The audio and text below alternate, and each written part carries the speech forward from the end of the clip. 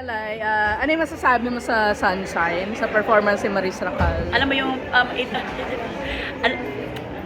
yung movie na ito talaga is, alam mo yung napapanahon talaga siya because may ganito talaga tayong mga pinagdadaanan, lalo na sa ating mga kabataan ngayon. So, maganda siyang panoorin, lalo na mga nanay, dan kung paano natin i-assess yung ating mga kabataan sa ganitong sitwasyon. So sa RUG na pag-usapan yung yung life mo nga sa Jensen. Oo. Yeah. So what do you think is the most beautiful about Jensen aside from yung culture niya of Tuna. fishing? Yes. The most beautiful is my family there, the tulungan ng mga tao doon sa Jensen. And alam mo yun, yung very provincial, yun ang pinaka the best because doon ako lumaki, doon naging masaya ang buhay ko. I started life with happiness. And gusto kong bumalik talaga sa Jensen.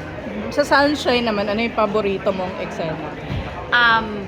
Sa pinaka-paboritong eksena yung nandun si Maris, saka yung kanyang partner, at saka yung father ng partner. Hindi ko pa rin sabihin kasi baka Oo, alam ko yan. Napanood ko na yung film eh. Thank Oo. you.